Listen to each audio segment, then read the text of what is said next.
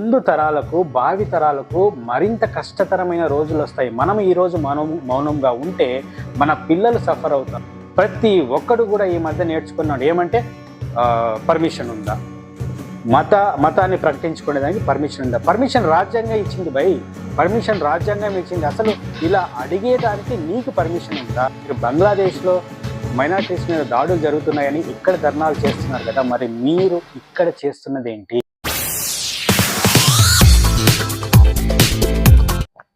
Welcome to Bible whites. మరోసారి మీ ముందుకు వచ్చినందుకు దేవునికి వందనాలు చెప్తూ ఉన్నాను. క్రైస్తవుల మీద పెరిగిపోతున్న మత దాడులు. రీసెంట్గా మనము మతోన్మాదులు అనంతపూర్ దగ్గరలోని ఒక ప్రాంతంలో ఒక వ్యాన్ మీద మూకుమ్మడిగా దాడి చేసి అద్దాలు పగలగొట్టి ప్రజలను కొట్టి బూతులు తిట్టి జై శ్రీరాములు బొట్టు పెట్టడాలు నానా న్యూసెన్స్ చేశారు, చూశాం.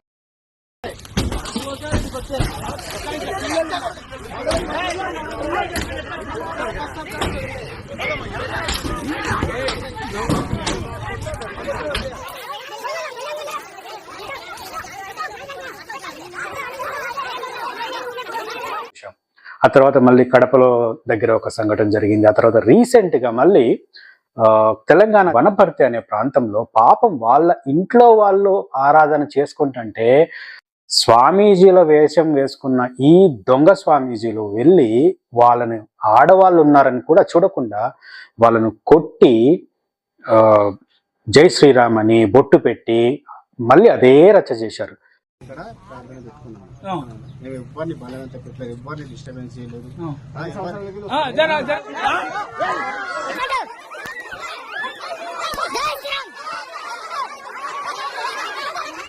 ఈ మతోన్మాదులకు వీళ్ళకు అసలు ఏమవుతుందో, ఎందుకు ఇంత మూర్ఖంగా ప్రవర్తిస్తున్నారో తెలియదు.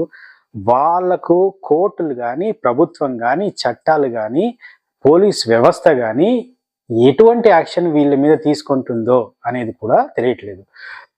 సరే, క్రైస్తవ సంఘాలు ఏం చేయాలి, మనం ఏం చేయాలి వీటి గురించి అంటే, నా రిక్వెస్ట్ ఏమంటే, మనము ఒక సంఘం మీదనో ఒక వ్యక్తి మీదనో ఒక ఊరిలోనో దాడి జరిగితే మనకెందుకులే, మన డినామినేషన్ కాదులే అని వదిలేయద్దండి.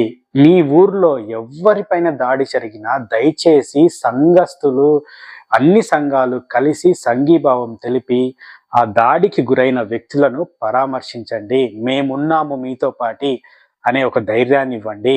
అందరూ కలిసి కేసులు పెట్టండి, చట్టపరమైన కేసులు పెట్టండి.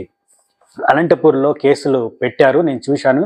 కానీ ఒక రోజుకే వాళ్ళని కనీసం రిమాండ్ కూడా పంపించకుండా లాయరు వారికి బెయిల్ ఇప్పించి తీసుకొని బయటకు వచ్చేశారు. సో క్రైస్తవ సంఘాలు, క్రైస్తవ చర్చెస్ నాయకులు ఏ ఊర్లో అయినా కూడా మీరు కేసు పెడితే దయచేసి ఒక కేసు పెట్టి వదిలేశాము అని వదిలేయద్దండి. ఫాలో అప్ చేయండి, వారికి శిక్ష పడేలాగా పోరాడండి. మా సంఘం మీద దాడి జరగలేదులే, మా సంఘస్థులకు ఏం కాలేదులే, మేము మా బౌండరీస్లో బాగున్నాంలే అని అనుకోవద్దండి. ఈరోజు ఆ సంఘం మీద దాడి చేసిన వాళ్ళు రేపు మీ సంఘానికి కూడా వస్తారు. దయచేసి కళ్ళు తెరవండి, అందరూ ఏకం కాండి. మన మధ్య సిద్ధాంతపరమైన భేదాలు ఎన్నైనా ఉండొచ్చు, కానీ అల్టిమేట్గా న్యాయం దగ్గర, చట్టం దగ్గర, బైబిల్ దగ్గర, ఇతరులను ప్రేమించే విషయంలో, సంఘంలో క్షేమాభివృద్ధి కలిగే విషయంలో మనందరము ఒక్కటే. ఎవరి మీద దాడి జరిగినా దయచేసి వెంటనే వారిని పరామర్శించండి, వారితో కలిసి కేసులు పెట్టండి. కేసులు పెట్టి ఆ తర్వాత కూడా 2-3 సార్లు స్టేషన్కి వెళ్ళి కలిసి మంచి లాయర్ని పెట్టుకొని ఫాలో అప్ చేసి వాళ్ళకి శిక్ష పడేలా అట్లీస్ట్ కనీసం రిమాండ్ కన్నా పంపించే విధంగా చేయండి. ఇలా చేయకపోతే ఈ దాడులు చేసే మతోన్మాదులు ఇంకా ధైర్యం పెరుగుతుంది, మళ్ళీ చేస్తూనే ఉంటారు. మీరు అనొచ్చు, మనము క్రైస్తవులం కదా, మనము వారి మీద ప్రతి దాడి చేయకూడదు. ఎస్, ప్రతి దాడి చేయకూడదు. వాళ్ళు ఎంత తిడుతున్నా కూడా మన వాళ్ళు సంయమనంగానే ఉన్నారు. ఎవరు కూడా తిరిగి బూతులు తిట్టలేదు, తిరిగి దాడులు చేయలేదు, తిరిగి వారి మీద ఎటువంటి చర్య తీసుకోలేదు. కానీ చట్టం అనేది మనకు ఉంది. చట్టం ఇచ్చిన హక్కులు మనము వాడుకోవడంలో తప్పు లేదు. బైబిల్లో కూడా మనం చూసినప్పుడు అపోస్తులుడైన పౌలు తన రోమా పౌరసత్వాన్ని వాడుకున్నట్లుగా చూస్తాము. అపోస్తుల కార్యములు 22వ అధ్యాయంలో మనం చూస్తాము. 25వ వచనంలో, వారు పౌలును వారితో కట్టుచున్నప్పుడు అతడు తన దగ్గర నిలిచిన శతాధిపతిని చూచి, శిక్ష విధింపకయే రోమీయుడైన మనిషిని కొరడాలతో కొట్టుట మీకు అధికారం ఉన్నదా? ఇక్కడ సందర్భం ఏమంటే, పౌలు గారిని పట్టుకొని కొడుతూ ఉంటే ఆయన రోమీయుడను అనే పౌరసత్వాన్ని వాడుతూ ఉన్నాడు, చట్టాన్ని వాడుతూ ఉన్నాడు. నేను రోమీయుడను, నన్ను కొట్టే హక్కు మీకు ఉందా అని ప్రశ్నిస్తూ ఉన్నాడు. వెంటనే వాళ్ళు ఆపేసి శతాధిపతిపై సహస్రాధిపతికి చెప్పేసి పౌలును, అయ్యో నువ్వు రోమీయుడువా, వెంటనే వాళ్ళు కొట్టడము ఆపేసి అతన్ని అక్కడి నుంచి తప్పిస్తారు. మరి ఇక్కడ పౌలు కొట్టనీలే, కుడి చెంప కొడితే ఎడం చెంప చూపిమన్నాడు కదా అని ఎందుకు కొట్టించుకోలేదు? ఎందుకు చట్టాన్ని వాడుతున్నాడు? ఇక్కడే కదా, ఇంకా 2-3 చోట్ల కూడా ఆయన తనకుండే ఆ భాష నైపుణ్యాన్ని, లేదంటే తనకుండే పరిసయ్యుడు అనే ఆ యొక్క సందర్భాన్ని కూడా ఉపయోగించుకొని ఆయన అక్కడుండే పరిస్థితులను చక్కబెట్టినట్టు, లేదంటే అక్కడ ఉండే పరిస్థితుల నుంచి తను సేఫ్ అయినట్లు చూస్తాం. యేసుక్రీస్తు ప్రభువు కూడా మనం చూస్తాము. 18వ అధ్యాయము 23వ వచనంలో ఒక వ్యక్తి, నువ్వు ప్రధాన యాజకుడికి ఇట్లా సమాధానం చెప్తావని బంట్రోతు యేసుక్రీస్తుని కొట్టినప్పుడు, యేసుక్రీస్తు ఈ పక్క కొట్టావు కదా, ఈ పక్క కొట్టు అని రెండో చెంప చూపించలేదు. He's questioning, ప్రశ్నిస్తున్నాడు. 23వ వచనము, దానికి ముందు చెప్తాను. ప్రధాన యాజకునికి ఈలాగ ఉత్తరం ఇచ్చుచున్నావా అని చెప్పి యేసును అరచేతులతో కొట్టెను. 23వ వచనం, అందుకు యేసు, నేను కాని మాట ఆడిన ఎడల ఆ కాని మాట ఏదో చెప్పుము, మంచి మాట ఆడిన ఎడల నన్నేల కొట్టుచున్నావనెను ప్రశ్నిస్తూ ఉన్నాడు. యేసుక్రీస్తు ప్రభువు కూడా ప్రశ్నించాడు. మనకు చట్టం ఇచ్చిన హక్కులు మనము ఉపయోగించుకోవాలి. దొమ్మిగా మూర్ఖులు ఈ యొక్క పందుల మాదిరి మీద పడి కొడుతున్నప్పుడు, బూతులు తిడుతున్నప్పుడు, అటువంటి సమయంలో మనం ఏం చేయలేము. వాళ్ళని ఇంకా ప్రొవోక్ చేసినట్లు అవుతుంది మనం ఏమన్నా సమాధానం చెప్తే. కానీ తర్వాత కేసులు పెట్టండి, చట్టం మనకి ఇచ్చిన హక్కులు, కేసులు పెట్టండి, శిక్ష పడేలా పోరాడండి. మన ముందు తరాలకు, భావి తరాలకు మరింత కష్టతరమైన రోజులు వస్తాయి. మనం ఈ రోజు మౌనంగా ఉంటే మన పిల్లలు సఫర్ అవుతారు. ఎక్కడ ఏ ప్రాంతంలో జరిగినా కేసులు పెట్టండి, పోరాడండి. అదేవిధంగా నేను ఈ హైందవ సోదరులకు, లేదంటే ఎవరైతే మతోన్మాదులుగా ఉండి, నిజమైన హైందవ సోదరులు ఎవ్వరూ కూడా ఇట్లా దాడులు చేయరండి. నిజంగా హైందవ్యాన్ని, భారతదేశాన్ని ప్రేమించే వాళ్ళు అందరూ సామరస్యంగా ఉండాలని కోరుకుంటారు. నీ మతం గురించి నువ్వు చెప్పు, ఫాలో కా, నా మతం గురించి నేను చెప్తాను, ఫాలో కా అంటారు. ఆర్టికల్ 25 చెప్తుంది స్పష్టంగా, ఈ దేశంలో పుట్టిన ప్రతి పౌరుడు ఏ మతాన్నైనా పాటించే హక్కు ఉంది, ఏ మతాన్నైనా ప్రకటించుకునే హక్కు ఉంది. ఇంట్లో కూర్చొని ప్రార్థన చేసుకుంటే పోయి దాడులు చేసేదానికి మీకేం హక్కు ఉంది?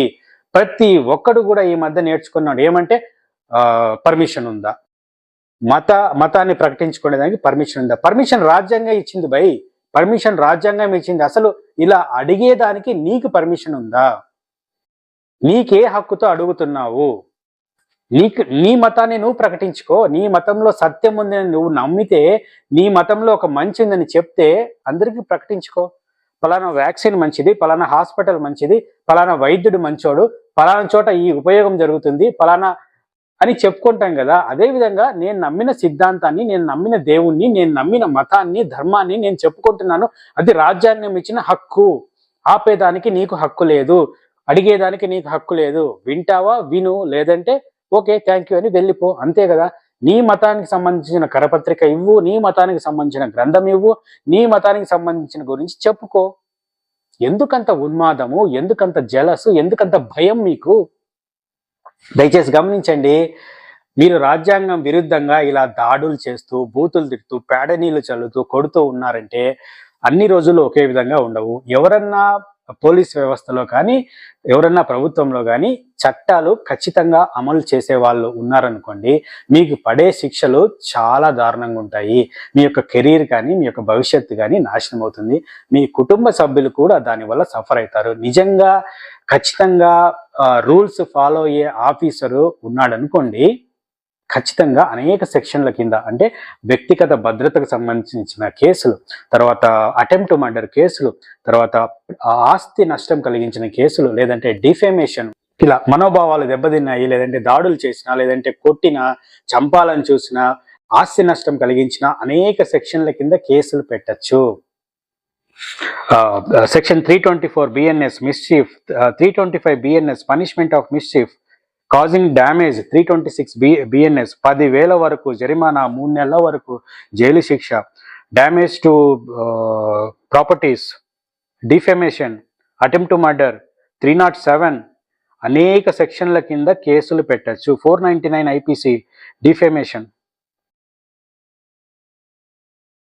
Section 323 causing hurt, 307 IPC punishment for attempt to murder 10 years వరకు imprisonment. Attempt to murder prove అయితే 10 years 10 సంవత్సరాలు జైలులో ఉంటారు. అనవసరంగా ఎవరి మతాల్లో వారు స్వేచ్ఛగా చెప్పుకోవచ్చు, ప్రకటించుకోవచ్చు, పాటించవచ్చు. ఇది రాజ్యాంగం ఇచ్చిన హక్కు. దయచేసి గమనించండి. మీరు బంగ్లాదేశ్లో మైనారిటీస్ మీద దాడులు జరుగుతున్నాయని ఇక్కడ ధర్నాలు చేస్తున్నారు కదా, మరి మీరు ఇక్కడ చేస్తున్నది ఏంటి? మీరు దాడులు చేయట్లేదా? మీరు చంపడం లేదా? మీరు కొట్టడం లేదా? మరి వేరే దేశాల్లో చేస్తే వాళ్ళ మీద ఇంతగా మీరు లేస్తున్నారు కదా, మరి మీరు చేస్తున్నది ఏంటి? మీరు చేస్తున్న తప్పు కదా. ప్రతి ఒక్కరు కూడా వారి ధర్మాన్ని, వారి మతాన్ని పాటించవచ్చు.